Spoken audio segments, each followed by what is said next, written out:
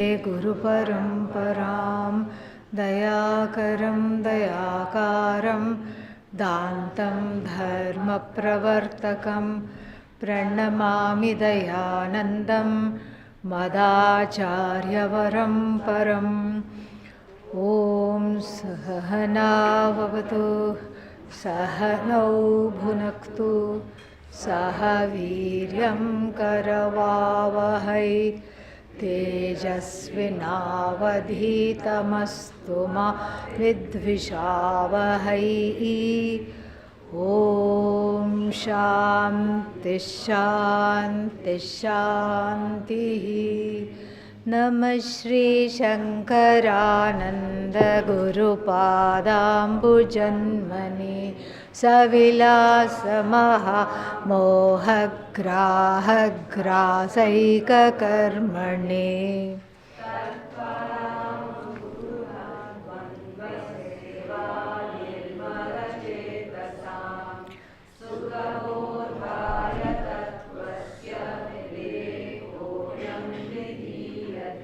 Enough. Now we will go to this one here. We will go to 8th verse. Iyamatma paranandav parapremaspadam yataha manabhuvam hi bhuyasam iti prematmaniksyate tat prematmarthamanyatra naiva manyarthamatmani atastat paramantena paramanandatatmanah. Yeah. So we saw in the 8th verse there is a little bit of a change. Thoda jada kijiye. So there is a little bit of a change. What is the change here? The change is that from talking about avasthatraya prakriya, no, volume I meant, yeah. Thoda volume jada kijiye. I can't talk too loud today, that's why. Yeah. Avasthatraya prakriya, the avasthatraya prakriya we saw in the previous section along with anvaya vyatireka. We saw how that this awareness, samvit, consciousness, whatever you want to call it, all these are synonymously used. All this has had what? There has been constant in and through the states of waking, sleep and dream. So then it is established that samvit exists, because otherwise it cannot inhere the 3 states of experience, and it is also established that this samvit is in the form of sentience, jnanam, chit. How is that established? Because I slept, but then I know I slept. You see, that is the key here. I slept and I know I slept, and so therefore the sat chit, we can't even call it aspect, we can't call it component, we lack the words here, but the sat chit of samvit is established up till verse number 7. This ananda is a different cup of tea. I know I am, but how can you tell me I am Ananda? This is a different cup of tea. Very difficult to see, because if I am Ananda, I should know it all the time. We had a long discussion about this. I should know this all the time. But all the time, what do I feel? Dukkha and klesha, kalmasha, all these things. And then therefore, this Atma is something which I am unfamiliar with as Ananda. Sat Chit, okay. Nothing to talk about here, nothing to content with. Ananda, not okay. This Ananda, therefore, is taken up in the following verses to show us the very interesting thing about this happiness. First of all, this joy that is the truth of the self, number one, that is the purpose of the next section. And then the second thing is to show us that this Ananda cannot be outside of the experienced Ananda. It cannot. Why? Because just think about it, if Atmananda were something very, very special, very, very separate, then how will you know when it comes that it's Atmananda? How will you differentiate it from cake Ananda and party Ananda, ice cream Ananda, samosa Ananda? How will you differentiate? So if it is completely out, this happiness, what we call Ananda, is out of the ken of one's own experiences, then how are you going to greet it when it comes? How are you going to greet it? What are you going to do? How will you do this? You can't do this because you will not recognize it when it comes. Why? Because you don't know what it is. Forget experience, you will not recognize it. And secondly, this is where everybody gets stuck. I know I'm consciousness, I know I'm Brahman, but how to recognize it? How to experience Brahman? How to experience Ananda? Now, if Brahmananda, Atmananda, same thing, were a product of experience, was something to be experienced, what would happen to it? You have to see the logical things. It would come in time. This is the time Atmananda came. At 8:23, Atmananda came.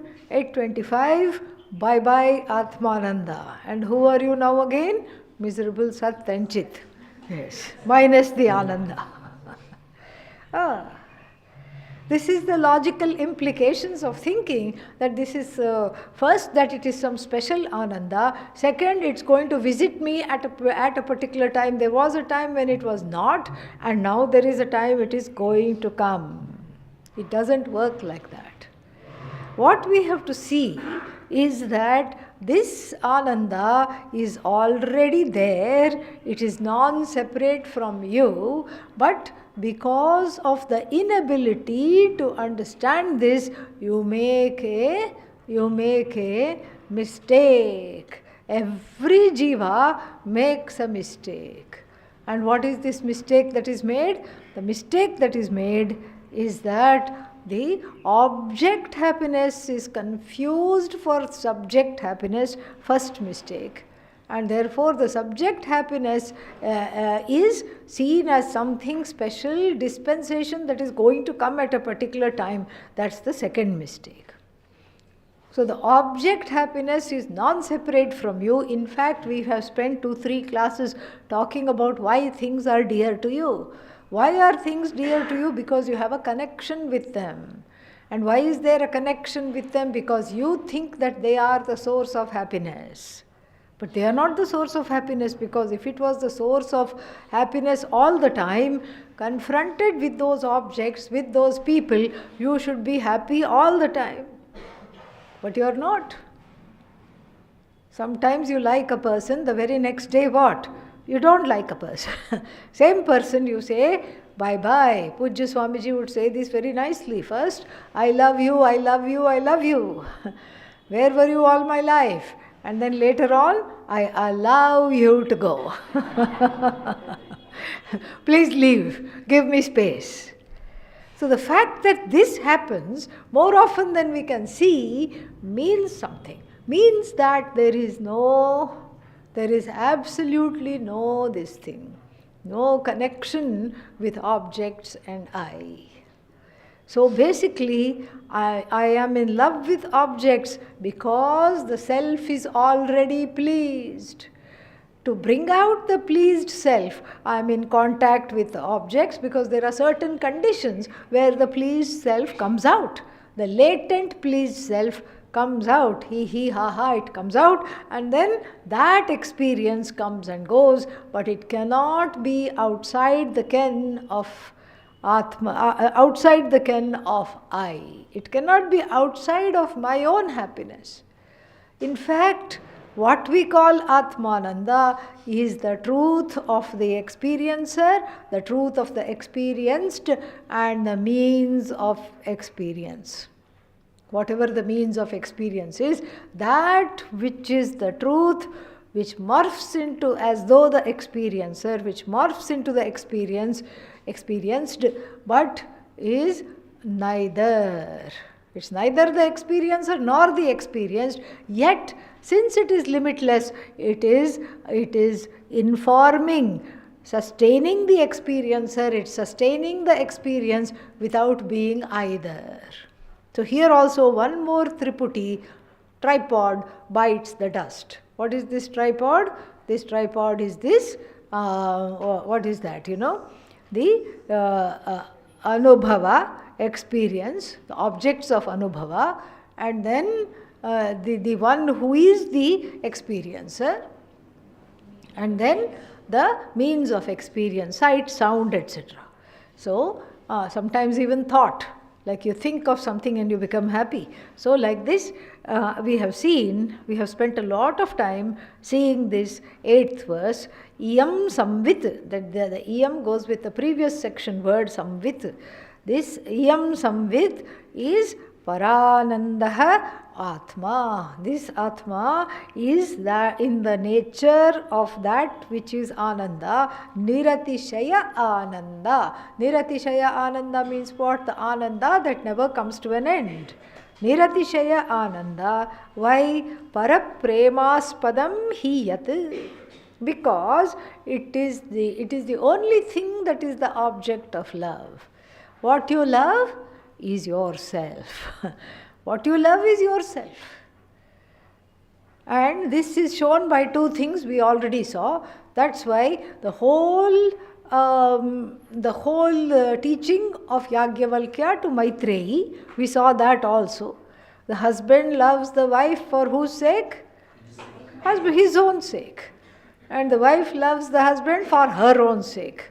No matter how much we say, oh, it is, it is all for the sake of something altruistic, very altruistic. Even if you have altruistic things, I am part of a social welfare organization, non-profit, that is helping orphans. I'm doing seva to orphans. Are you doing seva to orphans? No, you're doing seva to yourself. No, I'm really helping the orphans. Then I will say, don't help. Okay, stay at home, don't help. Sever the ties with this organization. No, I can't. What will they do without me? Don't worry, we'll find somebody else, equally qualified. Here is this person. I'll show you the person also. Here is this person, very qualified, as qualified for you as you. And from today onwards, they will take over all your duties. Then what will you say? No, I'll feel very sad. What will I do without the children? I have come to love them as my own. Therein lies the thing. No matter how altruistic, it is for your own sake. Charity you give, it is for your own sake. It is not for the sake of some other thing. Charity you are not giving for anybody else's sake. It is for your own sake you give the charity. Because otherwise I'll tell you the same thing. Don't give. No, I want to feel happy. See, that's exactly what it is. So this is the first thing we know, that there is self-love. The other way we know there is self-love, demonstrably, experientially, is that no one wants to die. Even the one on the brink of suicide, you pull them back from the bridge where they are about to give up their life, and you ask them, what is the matter? How can I help? And then what will they say? I am in debt, or somebody I loved left me. Okay, I'll bring the person back. My child has run away from home and doesn't want to have anything to do with me. Okay, I'll bring them back. Yes, sure. Right now I'll phone them and then ask them to come back. And then I'll phone the offspring and then say, whatever it is, you have to stop because this has gone too far and you need to just come back. And they agree to come back. Will the parents still go off the bridge? No. So the second line in verse number 8 says, Ma na abhuvam, may I never not be. Double negative. And on the contrary, bhuyasam eva, let me always be in some form or the other. We also saw how people have children. Why? The desire for children is to continue to have something. I can't continue forever. Death will come at some point, but my child looks like me, and then that child will continue for another 80 years, 100 years. And then I will pressure them to have children. So, where is my grandchild? Where is my grandchild? I will say. And then they will have children. And then those children will live for another 80 years. This way I will never come to an end. This is all what it is about. And Panchadashi Ch is very astute. And then he has explained this very well. And then the next verse which we just chanted, let us look at that.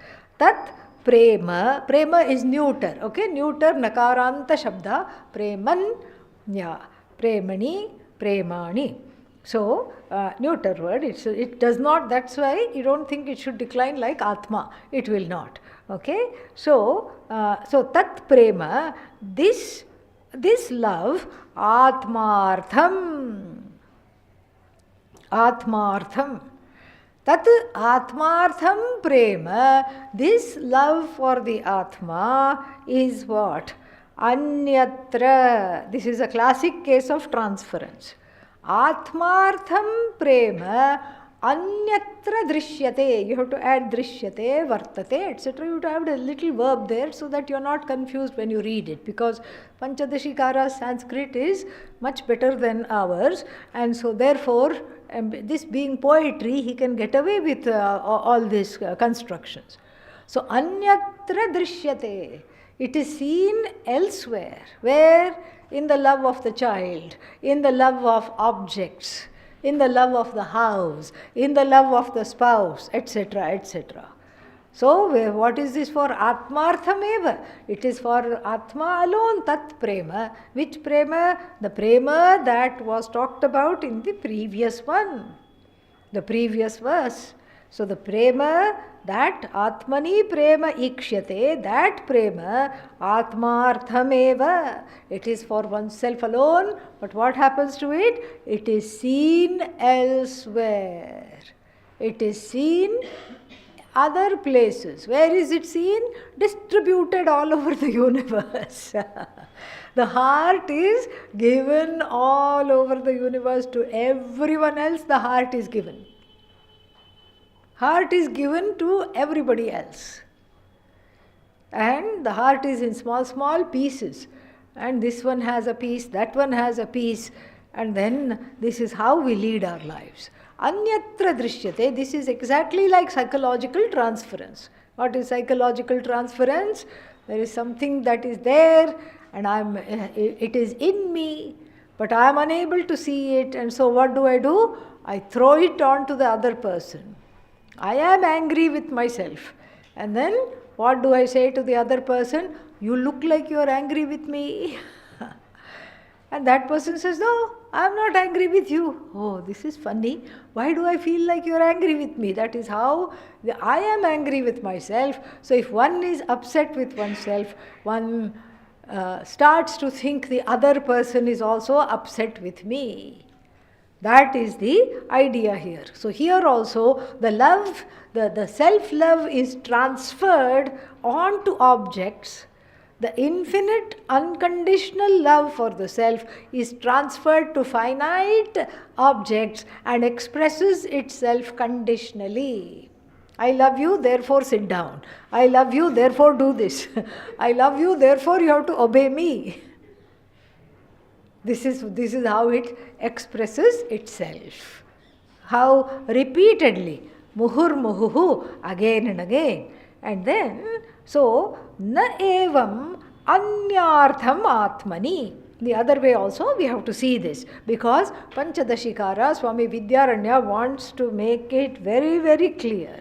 So, tat prema atmartham eva. This love that is there is for myself alone, is for oneself alone, even though it's expressed anyatra. Na evam anyartham, the self-love that I feel connected to, belonging to the self, is not for anybody else. All the objects are not loved for their own sake.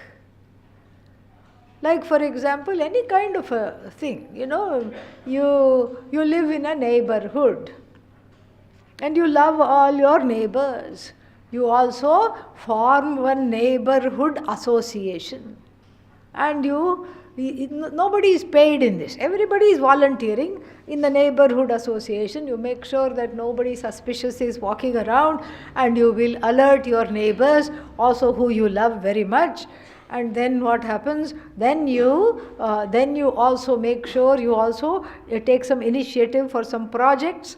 That okay, here there can be a nice vegetable garden, we can all grow, we can all enjoy vegetables like this. You make some kind of things. You are very active in the neighborhood association meeting, neighborhood association extracurricular activities, etc. Then what happens? You go away, you find a house elsewhere, you are moving upwards. And so now you can afford a bigger house in a bigger and better neighborhood. And they throw you a party because they love you. What kind of a party? Bye-bye party, farewell party, correct? And the farewell party, lots of promises are exchanged. Yes, I'll keep coming. You will say, I will keep coming. I will do this for this. I will do that for that. I will never stop. We will always be friends. But the moment the last truck with your belongings moves away, will you come back to the neighborhood? Very, very unlikely. Will you attend meetings? Not at all. Will you be interested in who is throwing the garbage where? Not at all. Not at all. Just like what will happen to this set of students after 3 months. Yeah, same thing. You will go back to your native places. You will go back, and then while you are here, this is home. There is love for the home. There is love for that. And you scold each other. What are you doing? Don't you see? Why are you throwing this here? Don't you know monkeys will come? Idiotic. Take it away. Do this, do that. You will scold each other. You will make sure this is all kept. You will do things for the ashram also. You will say, oh, I want everybody to have this experience. Let me do this. Let me do that. Then 3 months paschat means afterwards. After 3 months, everybody goes to wherever their places are. And then the ashram and your life there is at best a nostalgic visitation. Yeah, oh, that was a nice time. Yeah, very nice. So that shows what? Naivam anyartha. Anyartham atmani prema na. It is all for yourself. Whatever you love is for your own sake, and the self-love is not for the sake of the other. Not much else to say here. We have spent a lot of time in the introduction. Ataha tat paramantena. Is it paramantena or paramantena? Look at another text. Parama antena. Yes. Ataha tat parama antena paramanandata atmanaha. So ataha, therefore what? He comes to the conclusion. Paramanandata atmanaha. So the absolute unconditional love and belongs to what? Belongs to Atma. And you notice that he has done a small switcheroo. What is the switch? The prema has been converted slowly into Ananda. Did you notice that? Yeah. So here he doesn't say Paraprema Atmanaha. What does he say? Paramananda. Param Prema Atmani Atmanaha he doesn't say. Paramanandata. So this unconditional love is nothing but Ananda. This is what is Ananda. This ability to love myself unconditionally is Ananda. The dynamic form of this Ananda is love. Is love for everybody. Again, unconditionally. If the condition comes in, that means some more Shravanam needs to be done. Simple. Some more Shravanam needs to be done. It is unconditional. So this unconditional love for the self, of the self, comes out in the lives of saints as compassion, as service, as helping others for no reason at all. Viveka Chudamani says, Shanta danto nivasanti santaha vasantaval loka hitam charantaha tirna swayam bhima bhavarnavam janan ahetuna anyanapi tarayantaha. So they are tranquil, shantaha. Dantaha means they have full restraint over themselves, disciplined life they have led. Nivasanti, they live amongst us. It's not that they are in the forest. They live amongst ourselves alone. Who?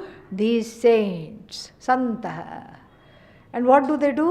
They don't do anything. In their presence, it's like spring. Just like when spring springs forth, after you have to think of, northern European and countries where it snows and all that. So it's white for 6 months. Just like the ashram students, white, and then after that suddenly the trees bloom, pear trees bloom, orange trees bloom. It's a riot of colors. Crocuses bloom, all the daffodils, azaleas, so many flowers are there, rhododendrons, all of them are in riot of colors. And how nice, wonderful. And the cherry tree doesn't charge you. You have to pay $1 to come and see me. No. Without any reason, ahetuna, without any reason, the season, Prakriti, Mother Earth, springs into color. Similarly, without any reason, the season of these saints are always in the spring season, seeing them and seeing how they lead their lives, seeing that they are always doing good for others without any condition, without anything at all. They are happy without any, aid. They are happy. And then Tirnaha Swayam, they have crossed the ocean of misery. How? By studying with their teacher. Who studied with their teacher, who studied with his teacher, with her teacher, like that, all the way to Shiva. And then what do? Tirnaha Swayam Anyanapi Tarayantaha. They have themselves crossed. Tirna means crossed. Not cross, okay? That's a different meaning. You have to be careful. Crossed. So crossed over the ocean of becoming, samsara. Ahetuna, without any reason, anyanapi tarayantaha. They help others cross also. They help other people also cross in the same way that they have crossed. They help other people also cross. And Tirnaha Swayam, what have they crossed? Bhima Bhavarnavam. This terrible ocean of samsara they have crossed. They help others also cross. So here also the dynamic form of this Ananda is love, compassion, all unconditionally given. And so therefore, this unconditional love of the self is indeed Ananda, Anandata. The status of this Ananda, abstract noun, Anandahood, Anandaness. Ataha tat param antena. The ultimate conclusion is what? This prema connected to the Atma is nothing but Ananda of the Atma as the Atma. 10th verse. Itham satchit parananda Atma yuktya tatha vidham Param brahma tayoshchaikyam Shrutyanteshu padishyate. Itham. What?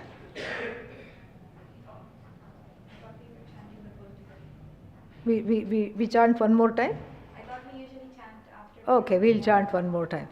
Together. Itham satchit parananda atma yuktya tatha vidham param brahma tayoshchaikyam shrutyanteshu padishyate.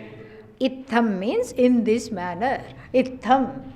Itham Satchit Parananda Atma. Up till now, what was it? Satchit Atma. By analyzing the waking dream and deep sleep, it was only what? Satchit Atma. Now, Ananda has also been established in the last two verses by the love of the self and by seeing the fact that everything I love is for the sake of the self and seeing the transference, seeing my own desire to continue to keep on being.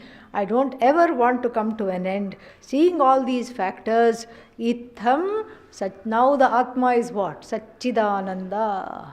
Itham Satchit Parananda Atma. This has been established. How? Yuktya. Yukti here means logic. This has been logically established, taking into account our own experiences.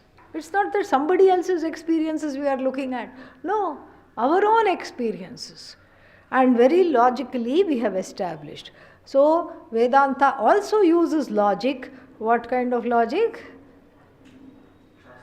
Shastra Anukula Yukti. Shruti Sammata Yukti. Shastra Anukula Yukti. A Yukti, a logic that is in keeping with the Shruti. Shruti's vision of oneself. The Shruti's vision of the I and the Shastra's vision of the I, and then the experientially what the I is, whenever they coincide, we can use logic to understand what is that, understand myself as the object of love. Here we have understood the Atma as the ultimate object of love by showing Yuktya. Yuktya means we use logic. How is logic used? Through experiences, examples. Drishtantena. What are the drishtanta? Mana abhuvam bhuyasam. I don't want to ever not be. This is not my experience, not your experience. It's the experience of everybody in the universe. You go to Antarctica and say, do you want to die? They will say, you came all the way to ask this stupid question. Of course not. I don't want to die. They will say. Forget human beings. You ask, if you can talk the language of the mosquito, you ask a mosquito, do you want to die? What will it say? No, that's why I bite you when you're not looking. Because if I bite you on a lit surface, like this part of the hand is lit, but where will I bite you? I'll go underneath and bite, because otherwise you will make me into chutney. I don't want you to give me moksha. I want to continue to be. Everything wants to continue to be. And that's why defenseless creatures like small things, mosquitoes and what else is there? The mosquitoes and the other insects. What does Bhagavan do? Gives them Vishwato Mukham. Eyes are 360-degree eyes. Yeah. So this is the house fly. Slowly, you just lift your hand from here, slowly, and it has already flown. Why has it flown? Because it's not sure if you're blessing it or if you're going to come after it. It doesn't know. So therefore, it just goes. It can see from, it's got 360-degree vision because it's so small and defenseless. This is how Bhagavan has helped it. This is the beautiful manifestation of this Jagat. And so here, the first experiential, proof. Here when we talk of logic, we talk of proof. The first proof to self-love is that if the self was an object of hatred, would I keep wanting to be alive? No. On the contrary, even the most suicidal person, most of the time can be stopped in their tracks. That's why there are all these hotlines. Hotlines means 24/7, they will be there. Suicide prevention hotline. If suicide cannot be prevented, why will they have this hotline? The idea is, if one is feeling terrible about oneself, one is about to take some drastic step, what does one do? Call in and say, this is what I'm planning to do. And they will send some counselors, they will do this, they will keep the person on the phone for as long as possible, and then in the meantime they will find the address, send some people and get help. So that is the idea. So the first logical proof of self-love is what? Self-love is the desire to want to be. How long do I want to be? Forever I want to be. Therefore, the self is an object of love, first thing. And the second thing that we see logically is that everything I love in order to be pleased. So the love and the ananda are connected. When I love something, it gives me ananda. So the second thing we see, again logically established, is that whatever I love and makes me happy. This is, I told you, it's a transference, but nonetheless, experientially we see that and we can analyze that. So first we see this fact. Whatever I love gives me what? Great happiness. But then when we probe into it, we see it does not give me great happiness all the time. When does it give me great happiness?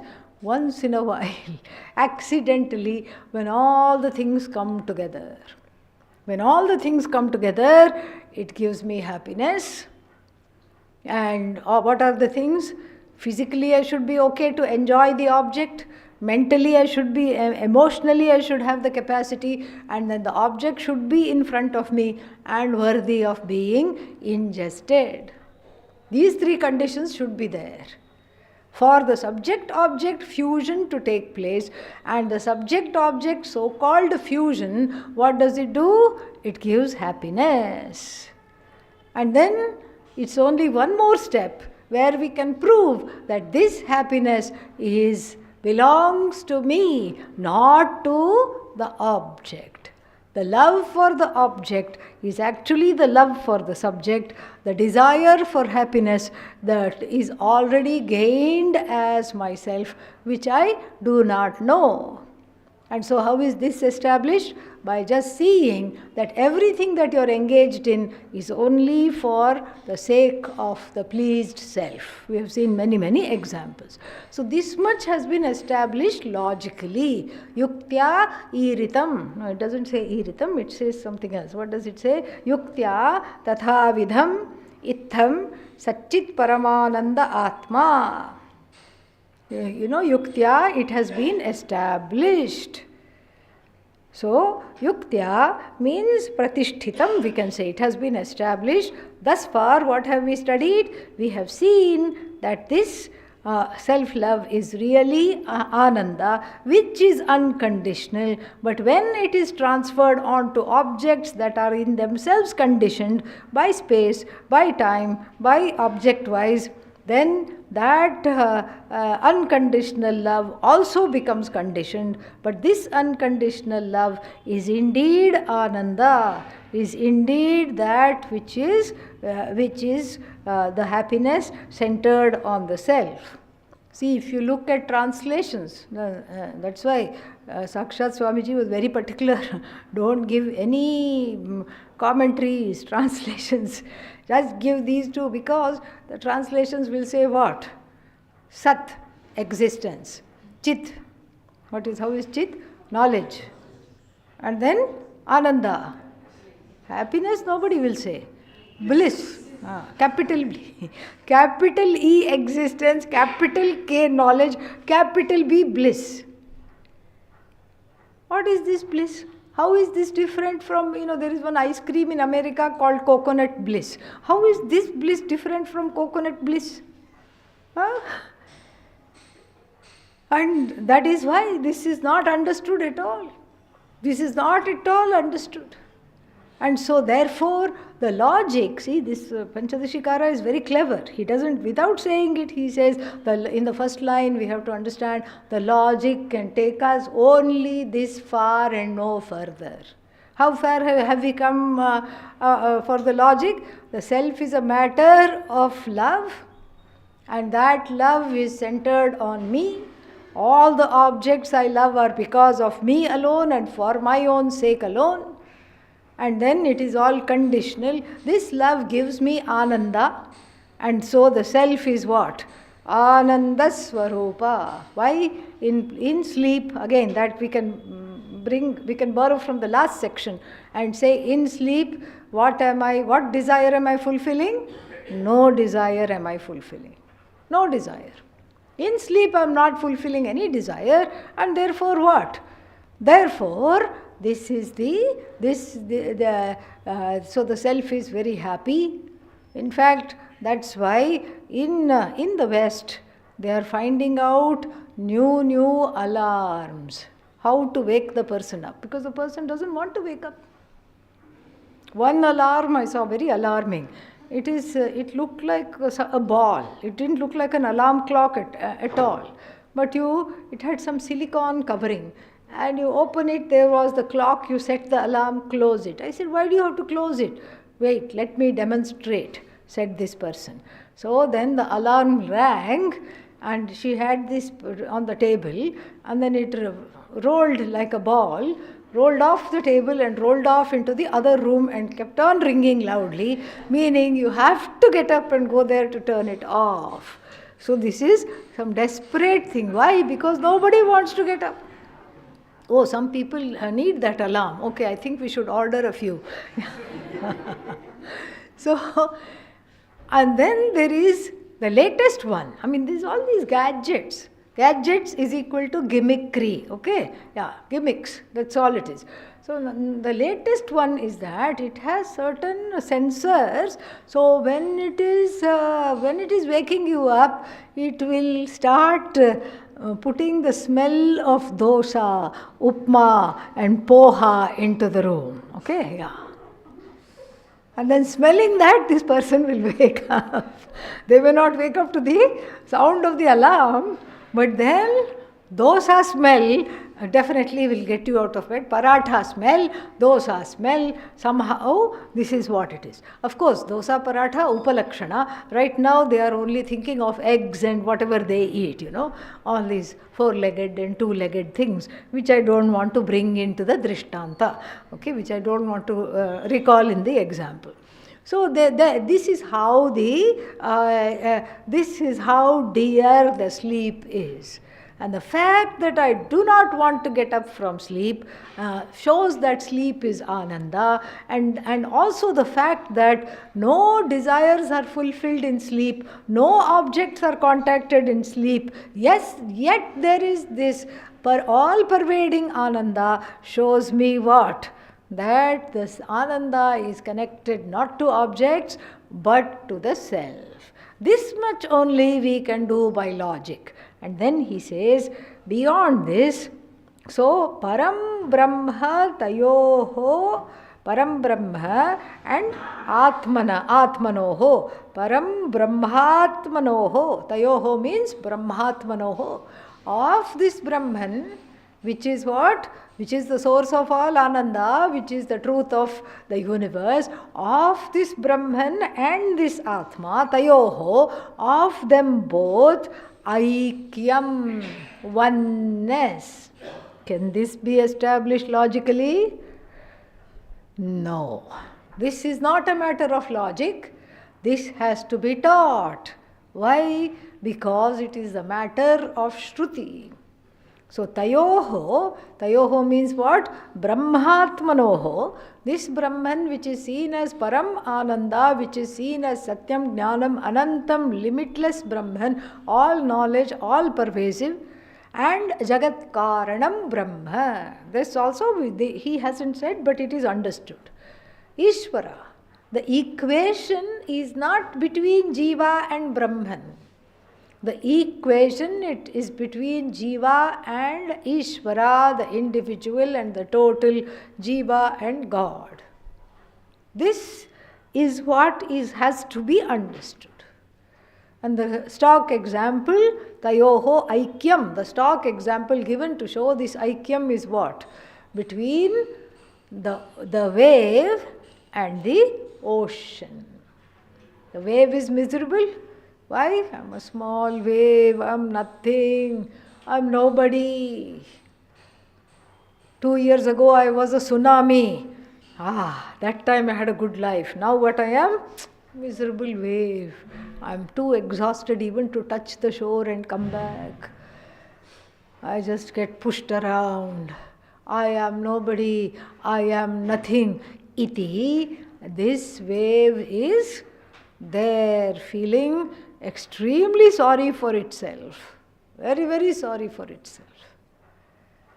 And then a smaller wave comes, more cheerful, more small, and it's so happy.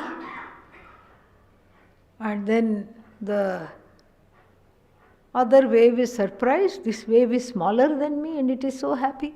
Where are you from? Indian Ocean. What? You've come a long way. This is an American wave, okay? Yeah.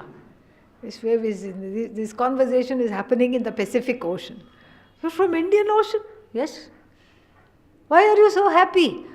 My dear wave, that's not the question. The question should be, why are you so sad? You see, this is my biography. It shows a wet piece of paper where everything is written. Even as it's showing, it's being wiped off. And it says, see, I am nothing now. And the chota wave, the small wave, what does it say? You are not a wave at all. What? At least until I came to you, at least I was a wave. I had some identity. Now you are waving goodbye to my identity as a wave. What are you doing? Wait a minute. Are you a guru wave? You can say that, says the small wave. So how are you saying I am not a wave? Because you are nothing but the ocean. No. Ocean is God. At best I am odd. Ocean is all. I am small. And then ocean is, ocean is cause. I am just because. How can I be the ocean? I can't be the ocean. Okay. The guru wave continues. Guru wave says, all right, got it. I understood your quandary. But if somebody wanted to touch the ocean, what should they touch? If they touch you, haven't they touched the ocean? Yeah, but I'm still not convinced.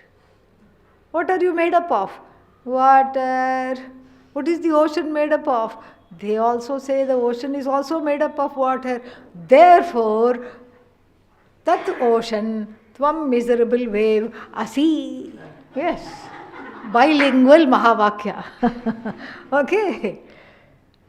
That ocean, you, oh miserable one, you are. Why? Because when you take away jiva-ness, now we are coming to Dashtantika. Dashtanta means that which is exemplified. So what is the example here? Wave and ocean. What are we trying to talk about? Jiva and Ishvara.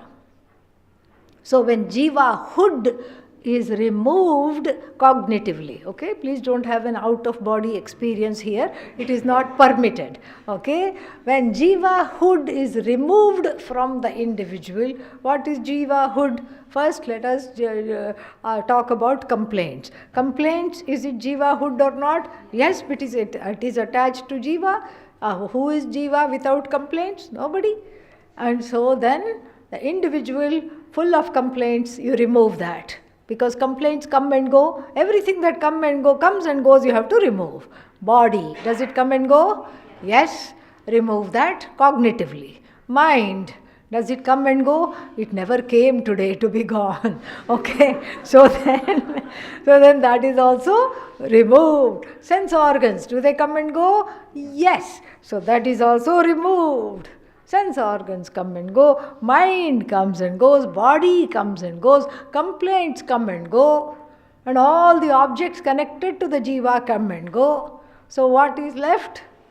Samvit, that is what is left. We have to talk the same language of this Shastra here. What is left? The one who says everything comes and goes. Does that go? No. Even if you want to say yes, what should you say? No. That doesn't come and go. Samvit eka samvit, that one samvit alone is. Then we trot over to the ocean side. Jiva side, what remains when you take away everything? Samvit, consciousness, awareness. And ocean also is this huge body of water, huge upadhi, jiva small upadhi. Upadhi means the container in which it comes. Ocean, huge upadhi, all knowledge. Oh, that means omniscient. Yes, Bhagavan, omniscient, all power, all might, omniscient. Who is the jiva? Struggling to spell the word omniscient. Look at that. Overtly, there are many differences. One is all power, the other one is powerlessness. One is all knowledge, the other one is all ignorance. One is all might, the other one, all you have to say is foo, and the person is flat on the floor. And one is all ananda, the other one is full of complaints. On the face of it, there are no similarities between Jiva and Ishvara, which is why numerous theologies, including certain beliefs and theologies within the Hindu Dharma itself, talk about separation. The separateness itself becomes a theology because it is experienced. Bhagavan created the whole universe. What did I create? Confusion, that's all. Chaos, cacophony, that's all I created. How can I be one with the Creator? This is the idea. And so from a particular standpoint, this separation is correct. If you look at the body-mind-sense complex, and if you look at Ishvara's body, which is the whole universe is Ishvara's body, then there is definitely, it is correct. But we take it a step forward. If you are willing to come along, this is where you have to see, you have to, just like you shook out this miserable jiva, and then all the things that did not belong fell away. Body, mind, senses, everything dropped, and then you have to do the same shaking for Ishvara. All might. And all that also comes and goes, because in between cycles of creation there is no might. In between cycles of creation there is no status of creator of the universe. Nothing is there. And so all that, 6 bhagas, and all might, all knowledge, all this, all that, creator, ruler of the universe, all these epithets go. What is left? Samvit. Samvit is alone left. And therefore there is Tattvamasi possible. Shastradhyayanena. This is only possible through the study of the Shastra. This cannot be logically arrived at.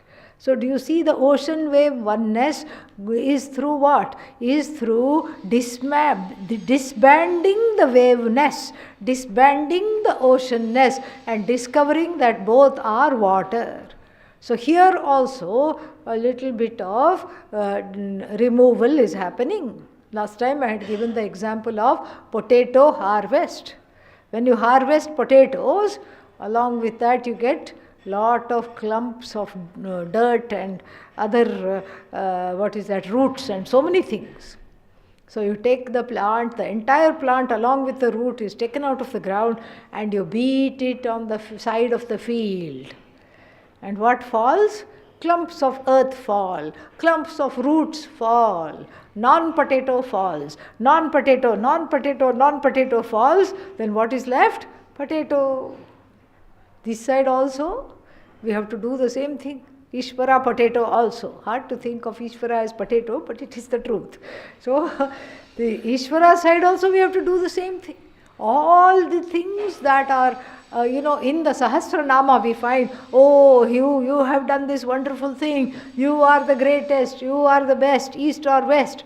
All those things are harvested on the roadside and removed. And then what do you have this side? Potato. What do you have that side? Potato. That is what is. For this, one has to study the Shastra under the teacher. This is what Vidyaranya is going to tell later, but he says that this is given only through the Shruti. This cannot be given any other way. You cannot intuit it, you cannot stumble upon this knowledge, you cannot prove this knowledge, you cannot infer this knowledge. This is outside of the scope of logic. And so the second line, what does it say? It says that Param Brahma Tayoho cha aikyam. Param Brahma Brahmatmanoho cha. Furthermore, Param Brahma, this is Bhagavan with attributes. The attributes have to go cognitively. And this is Jiva with attributes. The attributes are taken away and the oneness is taught. Upadishyate. Kutra Shruti Anteshu. Anteshu, at the end of all the Shrutis. At the end of the Shrutis, plural. Shrutyanteshu means what? Vedanteshu upadishyate is taught. Passive construction is taught. This is taught at the end of all the Vedas. We have to understand what is this end of all the Vedas. People wrongly translate it as all end of knowledge. End of the Veda, end of knowledge, and there is no more knowledge. That's what they say. There is no more pursuit, no more knowledge. No, it's not end of the knowledge. It is simply a positional thing. And then I was in one interfaith meeting where the speaker next to me said, Vedanta is the teeth of knowledge. Danta, teeth, Veda, knowledge. And this seems to be a pervasive delusion, because sometimes when I go for a walk, in places, I find Vedanta Dental Clinic. Everybody thinks this. They think it has to do something to the teeth. It's Vedanam Antah, not Veda Danta. Okay? Yes. The teeth of the knowledge. Veda Dantaha, no, it's Vedantaha. So, therefore, you have to be very clear here. Nothing to do with teeth. You have to take a bite of the Shastra. No such thing. The teeth of the teeth of the matter. No. What is it? End of the Vedas, a merely positional epithet. Why is it a positional epithet? It's a positional epithet because that is where you have to work and grow towards understanding what it says. Otherwise, there is no understanding. You have to grow towards understanding it. Otherwise, the understanding itself is not possible. So then, Itham Param Brahma Tayoho Atma Brahmanoho Aikyam Shrutyanteshu Upadishyate is taught at the end of the Vedas. Therefore what? So, Vedagnopi, Shastragnopi Brahmanveshanam Swatantriyena na kuryat.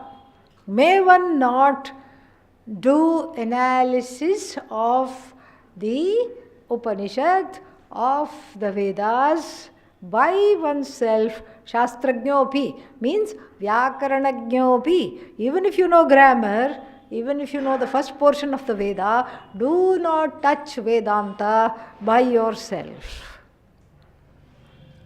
Adi Shankara says, and then elsewhere, Asampradaya with Murkhavat upekshaniyaha. Also Adi Shankara says elsewhere, asampradayavit, sampradayavit, the one who knows sampradaya, the lineage, and has respect, shraddha for the lineage. The lineage of teachers from whom I am receiving this knowledge, there is a great shraddha. So asampradayavit means one without that shraddha. Asampradayam na vetti, or vetti eva, knows but has no regard for it. We have to say it like that. Murkhavat upekshaniyaha. See, upekshaniyaha, keep them at a distance. Keep them at a distance, ignore them, don't look at them, certainly don't choose them as your teacher. That is very important. Yeah, and then why? Because they will not be able to lead you properly because they have not studied the Shastra properly. In contemporary times, it has become a fashion. If somebody, there are so many self-styled teachers that if you go to them and you say, how did you get this knowledge? They will say, apne aap aa gaya. It came by itself. Apne aap means by itself it came, meaning I'm so great. All of you idiots had to go sit in front of a teacher and study. I didn't need any teacher. Divine dispensation. Yeah. And Bhagavan from top showered the knowledge direct to this brain. I didn't have to go through any guru, nothing. Apne aap aa gaya. By itself it has come. By myself I got it. Pujya Swamiji used to say, when I come across one of these people, I fold my hands together and say, please keep this knowledge with you. Enjoy it.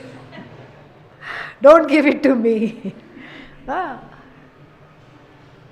is the idea. We don't see, nobody even, see all of the sannyasis have long names. This Ananda, that Ananda, this Ananda, that Ananda.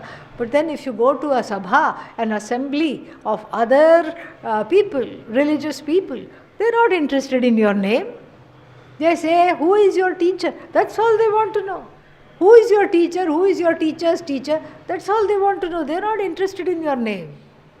Meaning, do you come from a sound lineage? What is sound lineage? A lineage that makes sound. Okay? Yeah. A sound lineage is that which does not distort the purport of the Upanishads. That does not distort the purport of the Veda. That is what is called the sound lineage. Shrutyanteshu upadishyate. If this much is understood, then we can appreciate the problem that is going to be set forth in the next verse, a kind of a silent Purva Paksha, if you will, or an honest problem that we encounter again and again when we come to the Shruti. And what is that? Abhanena param prema. Bhanena vishayaspraha. Ato bhanepya bhatasau. Paramanandatatmanaha. Abhanena param prema. Bhanena vishayaspraha. Ato bhanepya bhatasau paramanandatatmanaha. There is a small problem. What is the problem? Satsang question. What is the question? Can we go back to a couple of verses ago where you said, I am Ananda, you said I am Paramananda. Yes? What about it? So, you said Paramananda is nothing but self-love, correct?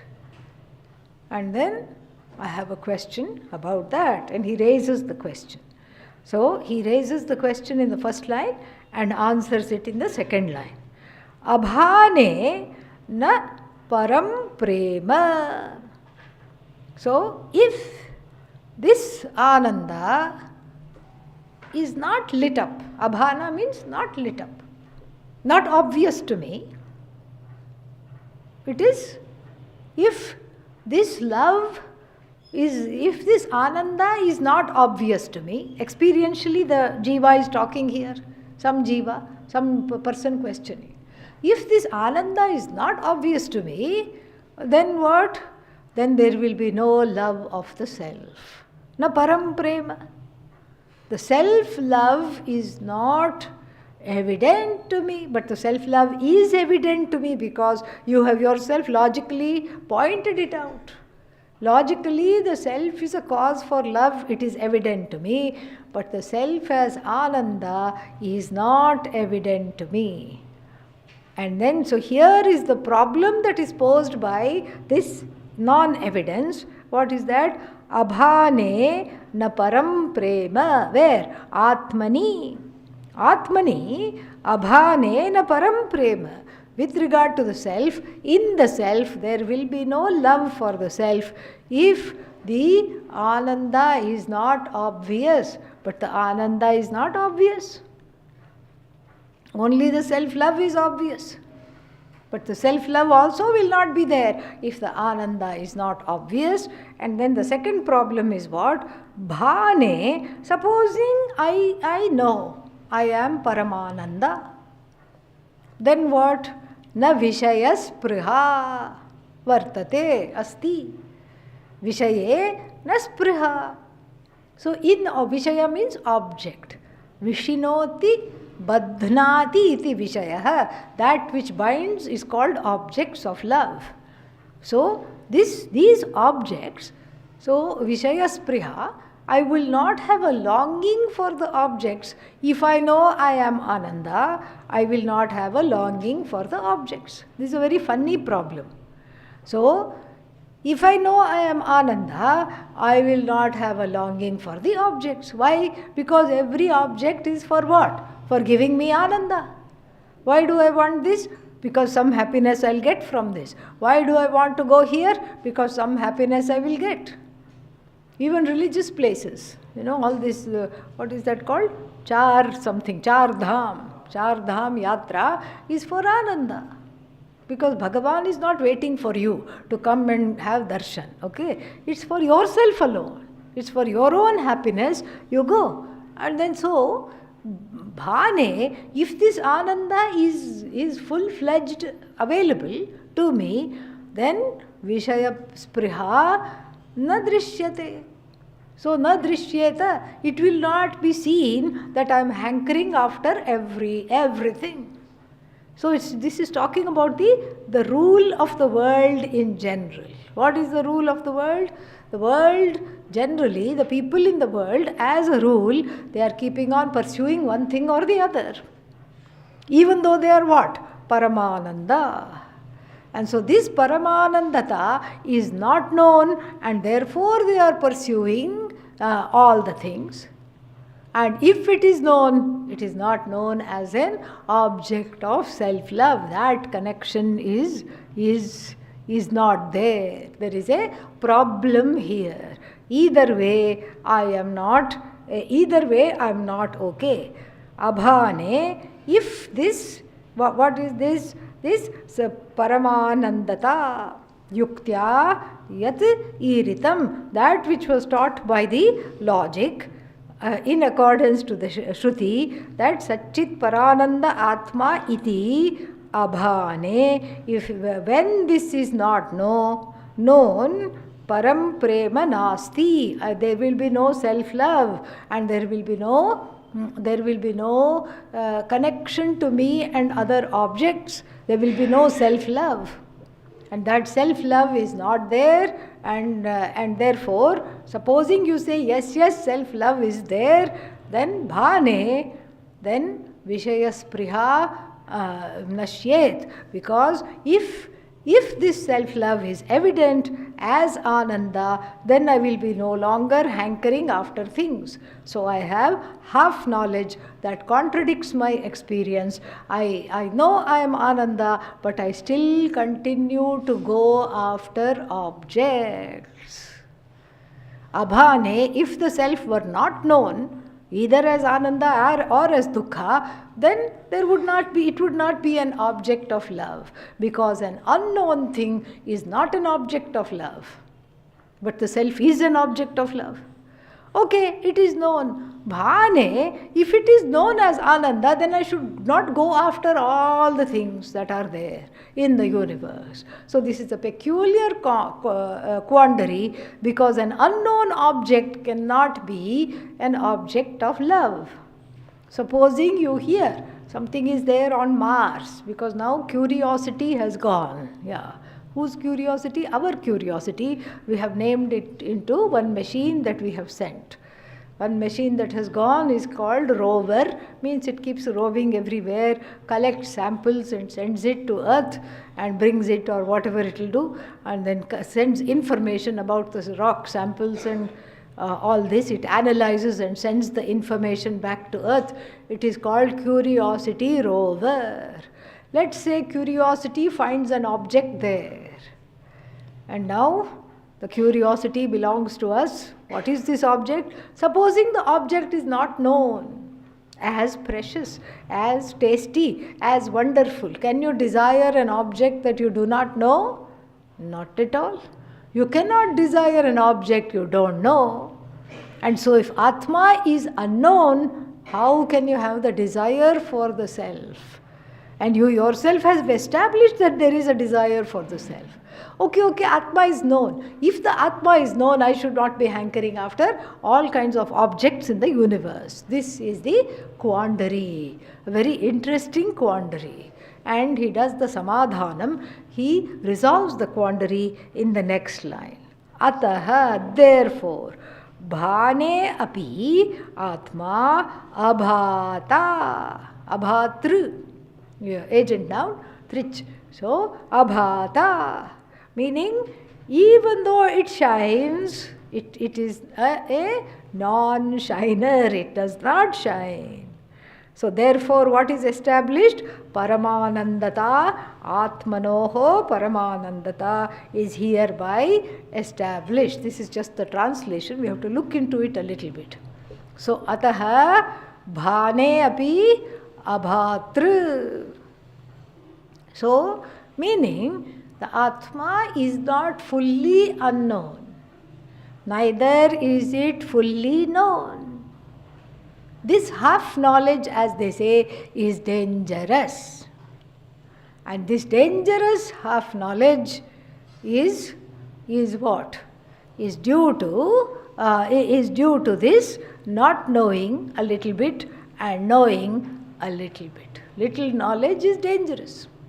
And that danger is translating as samsaritvam is the danger. Because I take myself to be what I am not. This we have analyzed very thoroughly, so we can go quickly. What have we analyzed? The snake rope example. When is the rope mistaken for snake? Twilight, always twilight. Asti kaschit, something is there. Kinchid asti, something is there, and then I don't know what it is. And where is the snake? In the form of fear in my own head. And just like the love of the Atma is transferred to the object, the fear in the mind is transferred to the object that is somewhat there, somewhat known, but not fully known. And therefore I say, eek, snake, and run away. Giving rise to nivritti, pursuit, nivritti in the sense of going away from things that are frightening. So, therefore, the Atma is somewhat known like the rope. The adhishthana, the truth of the whole universe, the adhishthana of the Jagat, the adhishthana is known. So, the adhishthana is known. Because I can ask my favorite question. What is my favorite question? Are you here? That's my favorite question. What answer will come? Yes. Then you will also tell me, please don't ask the next question. What is the next question? Who are you? What are you? Then I will say how much time you have, because I will not know how to answer it.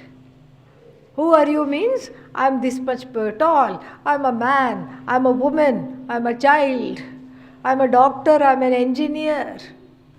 I come from a big family, I come from a small family, I come from a village, I come from a town. And then what else? I have these qualifications, I have studied so much, I have done this much, I have gone here, I have gone there. And then this is, I'm married. This is me. I have this many children. I have this many grandchildren. This is what? The answer will come when who are you is asked. Are you here? No problem. Universal yes. Universal correctness. No problem. Correct answer. Who are you always gives the wrong answer because it's based on the body-mind-sense complex, not in keeping with the truth of myself as revealed by the Shastra Upadesha. It is not in keeping with that at all. And then if you have more time, then the more things will come out. Actually, I don't feel so good. I suffer from self-confidence. I suffer from this smallness. I suffer from being misunderstood all the time. Nobody likes me. I am lacking in so many things. All those things will also come out. These are all conditions of the body, conditions of my circumstances, my karmic conditions, and then conditions of the mind. Not only conditions of the mind, ajnanam, wrong conditions, wrong things. And all those wrong things will come out. So, bhanepi, even though the self shines as what? I am, aham, asmi, I am, it shines. It never shuts up. Bhanepi abhata, its true nature does not shine. Abhatravat vartate, it's as though it does not reveal its true nature. So its true nature does not shine, it shines as I am, but the nature of this I am is hidden from view because it is not an object, it is the truth of the subject.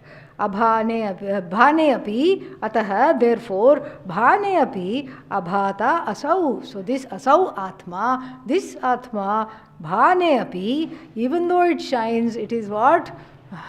I don't know the full story. I don't know the whole glory. And so therefore, I am stuck in this quandary. What is the quandary? If I did not know Atma, I would not have love for it, first line. And then if I knew the Atma, then I would not have desire for all kinds of nonsensical things. So what to do? He gives a beautiful Vedic example. And first I will explain the example and then the verse will go very fast. So then you want to, it's like a chanting class. In the chanting class, everybody is made to chant together. It sounds wonderful. This is what happens in every valedictory ceremony. People who've taken more than 1 3-month course, they will know. What will they do? Everybody will sit together and chant, and the audience claps, including all the swamis. Swamis also clap. They are all enjoying it. Then you ask each person to chant that same thing by themselves. Need I complete the sentence? No. So many mistakes. From start to finish, so many mistakes. But how is this possible? Group chanting, everything is okay. But individual chanting, nothing is okay. How is this possible? This is the magic of group. Yeah, this is the magic of group. And the reason is, everybody is making different mistakes. See, if the teacher is good, everybody will not make the same mistake. All right? So if everybody makes the same mistake, then we have to talk to the teacher about this.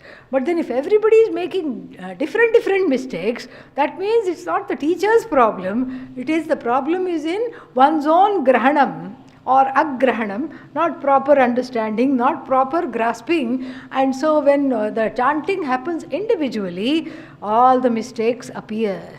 But in the group, what happens, just like even when you group singing, sounds much better than the individual singing.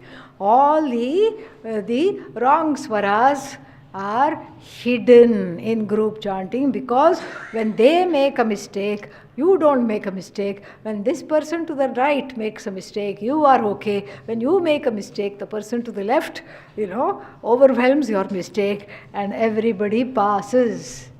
And you receive your certificate, okay, at the end of the course. And so like this, the Vedic example is like that. So this proud father goes to the chanting class where his young son is doing chanting. He's joined Veda Pathashala, and it is parent visit day. So the parents go, let us see our son, how nicely he is chanting. And that is the basis of this example. Let us read. Actually, there should be no break between Madhyastha and Putra and then Adhyayana and Shabda. Okay? It's one whole thing. But first we will break it and then we will do it without a break. Adhyetra varga madhyastha putradhyayana shabdavat bhanepya bhanam bhanasya pratibandhena yujyate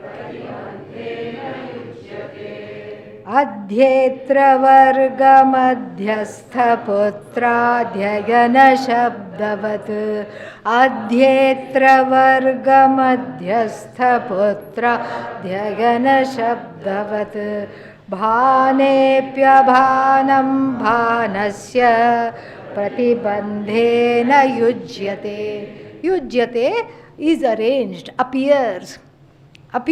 How does it appear? Let's understand the translation first. Adhyetra means adhyetrunam. Madhye. So adhyetra means the student. Adhyeta, shishya, the student. Adhyetrunam madhye, among many students. Because the boy is not learning by himself. The boy is along with 10, 12 other people. Other boys, children. And then in the Veda Pathashala, this child is with other children. Adhyetra varga madhyasthe. And then in the middle of this varga, group. So in the middle of this group of adhyetrunam madhye or adhyetra varga madhye. Varga is group. In this group, cohort. So there is a cohort of people.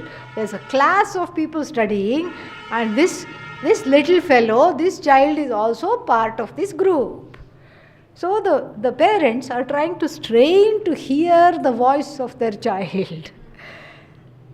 Because he is also chanting and the other children are also chanting. They strain to hear. They can somewhat hear, this is the voice of our baby, but all the other children are also chanting, and it gets drowned. Then it really seems to appear, and then it gets drowned. What a lovely example. Look at this example. Amazing. So, Adhyetra Varga Madhyastha, this Putra, who is this Putra? The Putra is among the host of people sitting in the middle of the group of people. 10, 12 children will be there. This child is also one of them. So, Adhyayane Shabdavat. Adhyayana here means Anuchana. Anuchane. Anuchana means repeating what is heard. You see, Shvetaketu is described as Anuchana Mani, the one who was very proud of his chanting. So here his repetition. So Anuchane, Adhyayane means not study, but here repetition. In the Anuchana, in the giving back to what the teacher has taught, Shabdavat, Shabda here not words, sound, in the form of the sound of the repeating child. In the form of the sound of the repeating child, situated among a group of people. What is the nature of that sound? Bhane api abhanam. It is evident. He is chanting. It's not that he stopped chanting. But his voice, the parents trained to hear, they somewhat hear. By the time they can enjoy it, it is overwhelmed by the group. It is there, it is not there. Tadvat Atmani api Paramanandata. In the same way now, he's going to explain that further, but for now, in the same way, the Paramanandata of the Atma is evident, is hidden, is evident, is hidden, is somewhat there, but it is blocked. And the word for block in Sanskrit, which you should highlight and memorize, is Pratibandha, block. Pratibandha, block. So just like the child's distinct tones, Shabda, the tones, the words of the child are blocked, overpowered by the group chanting. Similarly, the Atma is overpowered by what we will see in the next verse. Overpowered, and it remains with Pratibandha. Sapratibandhena vartate. Pratibandhena bandhena saha vartate. It remains blocked. The Atma is only partially available to me because it is otherwise blocked. Okay? All right. Om Purnamadah Purnamidam Purnat Purnamudachyate Purnasya Purnamadaya Purnameva Vashishyate. Om Shanti Shanti Shanti. Harihi Om Shri Gurubhyo Namaha. Harihi Om.